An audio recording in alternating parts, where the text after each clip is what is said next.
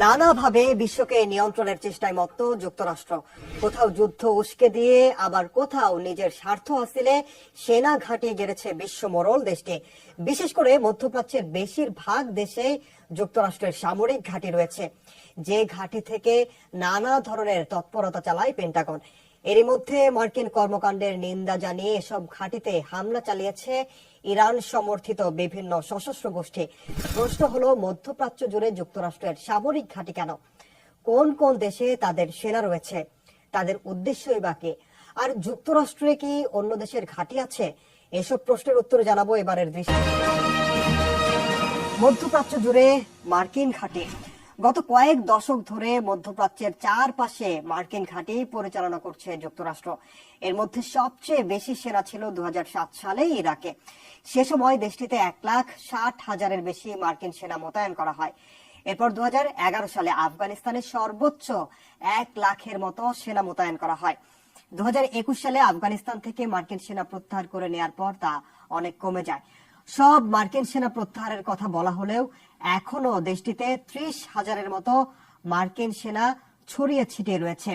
এছাড়া গেল বছরের অক্টোবরে ইসরায়েল গাজা যুদ্ধ শুরু হওয়ার পর থেকে মার্কিন যুদ্ধ জাহাজ সহ এই অঞ্চলে অস্থায়ীভাবে হাজার হাজার অতিরিক্ত সেনা পাঠিয়েছে যুক্তরাষ্ট্র। মধ্যপ্রাচ্যের কোন কোন দেশে আছে মার্কিন ঘাঁটি? মধ্যপ্রাচ্যের বৃহত্তম মার্কিন ঘাঁটি কাতারে অবস্থিত, যেটি আল উদেইদ বিমান ঘাঁটি নামে পরিচিত। 1996 সালে মার্কিন সেনারা এই ঘাঁটি গাড়ে। কাতার ছাড়াও মধ্যপ্রাচ্যের আরো কয়েকটি দেশে মার্কিন ঘাঁটি রয়েছে। এর মধ্যে বাহরাইন, কুয়েত, সৌদি আরব এবং সংযুক্ত আরব আমিরাতেও সেনা ঘাঁটি রয়েছে যুক্তরাষ্ট্রের। অন্যদিকে সিরিয়ায় যুক্তরাষ্ট্রের প্রায় 900 সেনা রয়েছে, যারা আল ওমর তেল ক্ষেত্রে এবং দেশটির উত্তর পূর্বাঞ্চলে আল সাদ্দাদের মতো এলাকায় ঘাঁটি গেড়েছে। ইরাক এবং জর্ডান সীমান্তের কাছেও একটি ছোট মার্কিন ফাঁড়ি রয়েছে, যা আল তানফ গ্যারিসন নামে পরিচিত।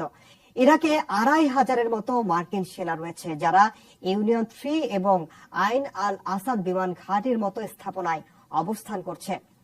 মধ্যপ্রাচ্যে কেন এই মার্কিন সেনা মোতায়েন? মধ্যপ্রাচ্যে মার্কিন সেনা উপস্থিতির বিভিন্ন কারণ ব্যাখ্যা করে থাকে যুক্তরাষ্ট্র। ওয়াশিংটনের দাবি, একমাত্র সিরিয়া বাদে প্রায় প্রতিটি দেশের সরকারের অনুমতি নিয়ে সেখানে ঘাঁটি গেড়েছে মার্কিন সেনারা। ইরাক এবং সিরিয়ার মতো কিছু দেশে মার্কিন সেনারা আইএস সন্ত্রাসীদের বিরুদ্ধে লড়াই করছে বলে দাবি করে। তারা বলছে, সন্ত্রাস বিরোধী কর্মকাণ্ডের পাশাপাশি দেশগুলোর স্থানীয় বাহিনীকে পরামর্শ দিতেও সহায়তা করছে যুক্তরাষ্ট্রের সেনারা। তবে গত কয়েক বছর ধরে ইরান সমর্থিত বাহিনীর হামলার মুখে পড়েছে তারা। আর এর বিরুদ্ধে লড়াইয়ের জন্য মার্কিন সেনা উপস্থিতির নতুন কারণও দেখায় পেন্টাগন। মধ্যপ্রাচ্যে যুক্তরাষ্ট্রের অন্যতম গুরুত্বপূর্ণ মিত্র জর্ডান। দেশটিতে শত শত মার্কিন প্রশিক্ষক রয়েছে, যারা গোটা বছর বিভিন্ন ধরনের অনুশীলন ও মহড়া পরিচালনা করে। অন্যান্য ক্ষেত্রে যেমন কাতার এবং সংযুক্ত আরব আমিরাতের মতো দেশে মার্কিন সেনা উপস্থিতির কারণ বলা যায় মিত্রদের আশ্বস্ত করার জন্য। সেই সঙ্গে তাদের সেনাদের প্রশিক্ষণ দিচ্ছে মার্কিন সেনারা। আবার ওই অঞ্চলে প্রয়োজন অনুযায়ী বিভিন্ন অভিযান পরিচালনা করার জন্য মার্কিন সেনাদের ব্যবহার করা হয়। যুক্তরাষ্ট্রে কি অন্য দেশের সামরিক ঘাঁটি আছে? মধ্যপ্রাচ্য সহ গোটা বিশ্বে মাতব্বরি করা যুক্তরাষ্ট্রের তো অসংখ্য সেনা ঘাঁটি রয়েছে। দেশগুলোর অনুমতি নিয়েই সামরিক ঘাঁটি স্থাপনের কথা বললেও যুক্তরাষ্ট্রে কি অন্য দেশের সামরিক ঘাঁটি আছে, এমন প্রশ্ন ওঠাটাই স্বাভাবিক। মজার ব্যাপার হলো, ওয়াশিংটনের বন্ধু দেশগুলোর মাঝে মধ্যে তাদের সেনাদের প্রশিক্ষণ বা তাদের সঙ্গে কাজ করার জন্য পাঠালেও সেখানে একটি বিদেশি ঘাঁটিও নেই। অর্থাৎ যুক্তরাষ্ট্রের অভ্যন্তরে অন্য কোনো দেশেরই সামরিক ঘাঁটি নেই, অথচ যুক্তরাষ্ট্র ঠিকই নানা দোহাই দিয়ে বিভিন্ন দেশে সেনা পাঠিয়ে প্রভাব বিস্তার করে আসছে। মার্কিন ঘাঁটি নিয়ে ক্ষোভ। এই যখন অবস্থা, তখন যুক্তরাষ্ট্রের সামরিক ঘাঁটি নিয়ে অনেকেই ক্ষুব্ধ। বিশেষ করে মধ্যপ্রাচ্যের যেসব দেশে বিভিন্ন গোষ্ঠী তাদের স্বাধীনতার জন্য লড়াই করছে এবং ইরানের মতো পরাশক্তির কথা এখানে বলা যায়। ইরান শুরু থেকেই মধ্যপ্রাচ্যে মার্কিন ঘাঁটির ঘোর বিরোধী। এছাড়া মধ্যপ্রাচ্যের বিভিন্ন অংশেও ক্ষোভের বহিঃপ্রকাশ দেখা যাচ্ছে। সম্প্রতি জর্ডানে সিরিয়া সীমান্তে যুক্তরাষ্ট্রের একটি সামরিক ঘাঁটির কাছে টাওয়ার 22 নামে পরিচিত স্থানে ড্রোন হামলায় 3 সেনা সদস্য নিহত হন। ওই হামলার জন্য ইরান সমর্থিত একটি সশস্ত্র গোষ্ঠীকে দায়ী করে ওয়াশিংটন। ওই ঘটনার পরেই ইরানের স্থাপনায় হামলার সিদ্ধান্ত নেয় যুক্তরাষ্ট্র।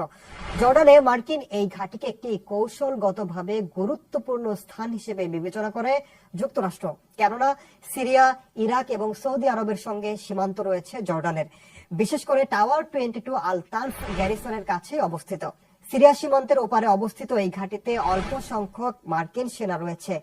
তানফ গ্যারিসন আইএস এর বিরুদ্ধে লড়াইয়ে গুরুত্বপূর্ণ ভূমিকা পালন করেছে। এছাড়া সিরিয়ার পূর্বাঞ্চলে ইরানের সামরিক কর্মকাণ্ড নিয়ন্ত্রণে রাখার জন্য মার্কিন কৌশলের অংশ হিসেবে এই ঘাঁটি গুরুত্বপূর্ণ ভূমিকা রাখছে।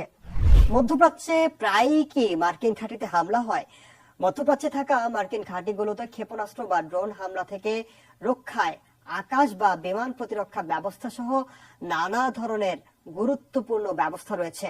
কাতার, বাহরাইন, সৌদি আরব, কুয়েতের মতো দেশে যেসব মার্কিন সামরিক ঘাঁটি রয়েছে সেখানে তেমন একটা হামলার ঘটনা দেখা যায়নি। সাম্প্রতিক বছরগুলোতে ইরাক ও সিরিয়ায় মার্কিন সেনারা ঘন ঘন হামলার শিকার হয়েছে। গেল 7 অক্টোবর থেকে মার্কিন সেনারা ইরান সমর্থিত বিভিন্ন গোষ্ঠীর 160টির বেশি হামলার শিকার হয়েছে।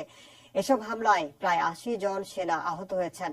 মূলত গেল 7 অক্টোবর ইসরায়েল হামাস যুদ্ধের পর থেকে মধ্যপ্রাচ্যে সহিংসতার একটি নতুন মাত্রা যুক্ত হয়েছে।